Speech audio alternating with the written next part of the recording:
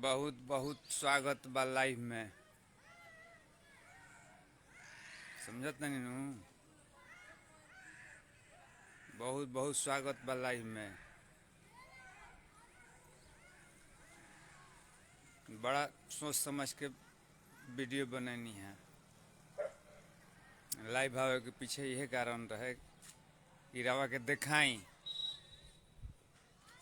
देखी है उधर तनी बादल है देखी हेने घाम उगल बा।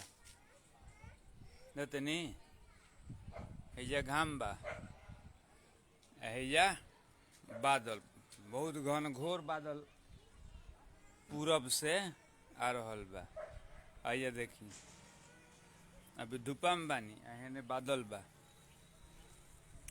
वीडियो तो हम बनाओ तनी राव सब देखतो बनी जा, लेकिन लाइक नहीं खींचा करत। वीडियो देखी चाहे मत देखी, लाइक कर दी। हाँ लाइक कर दी जा तो एक से का होला, फेसबुक पर पैसा बनेला लाइक पर, आ यूट्यूब पर देखला से पैसा बनेला। वीडियो बनावे के यही रीजन बा कि मौसम के हाल देखा दी। नहीं अभी सब हैरा सूखल बा, देखले बा वीडियो में नू कि पूरा पानी भर जाला। वीडियो में देखले बने, देख ले बरुआ।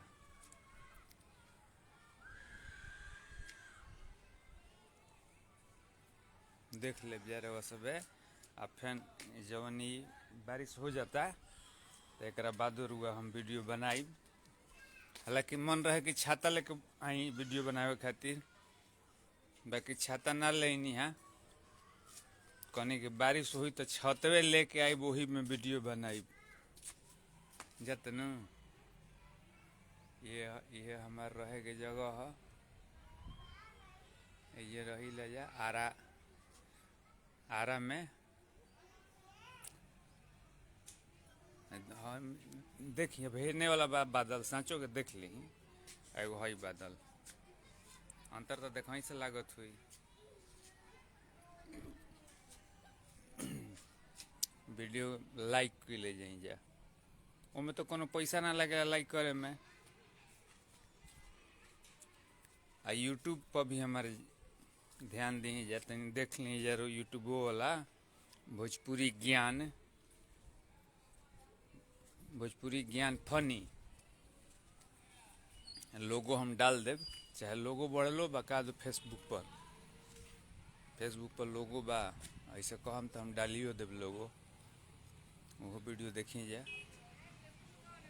अरे देखला के बाद नु लोग देखेला तब नु मन बढ़ेला कि और वीडियो बनाई।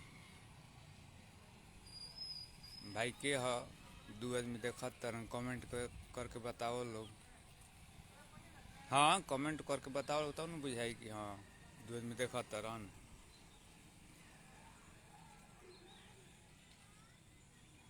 वीडियो बढ़िया बा, देखी धीरे धीरे एक बारिशो आवता, एक टिप टाप बारिश आवता देखाई बारिश। लेकिन का मोबाइलो तो भीज जाई। एगो देखले वीडियो हम बनौले रही छाता में बैठ के, एजे खड़ा रही, छाता लगेले रही आ वीडियो बनावत रही। तो वह हाल भइल। देखते एगो होने के समय एगो हेने के समय, वह हाल भइल।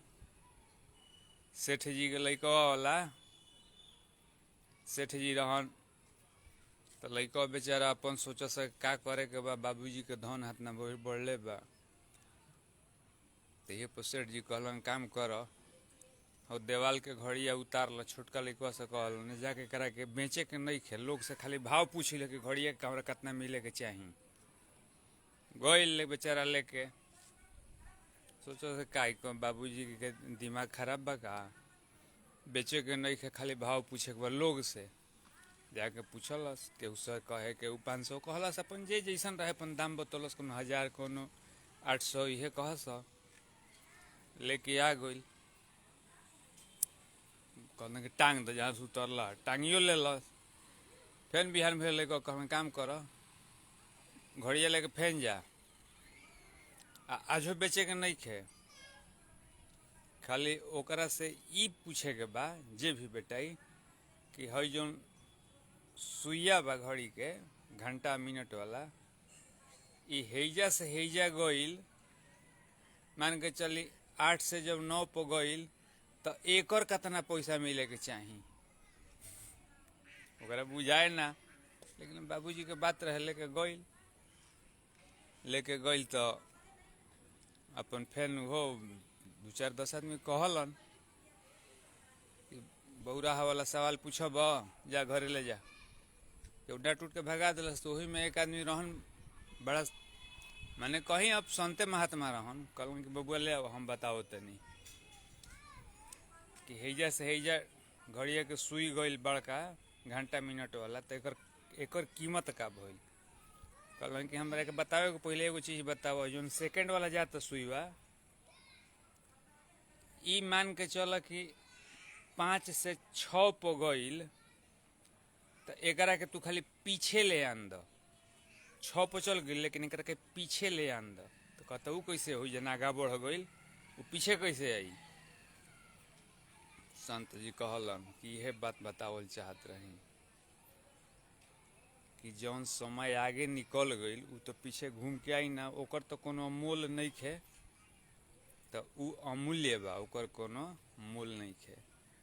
तो लड़का के दिमाग में ओहो बाबूजी क्या कहत रहन कि जो समय हम बिता देनी बहुत मूल्यवान समय रहे अब वही दिन से ओकरा बुझा गई कि बाबूजी क्या बतावल चाहत रहन सुधर गईलू समय के महत्व बुझ गई। उहे हम बरखा पर कहनी देखी एगो हेने के समय देखी आ एगो हेने के देखी देखत नु हम कथा ना कहनी है हम खाली वैसे ही देखावल चाहनी है।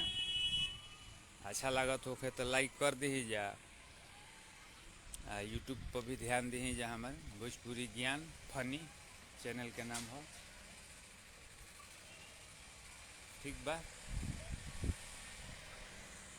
अब अगला वीडियो में भेंट हुई।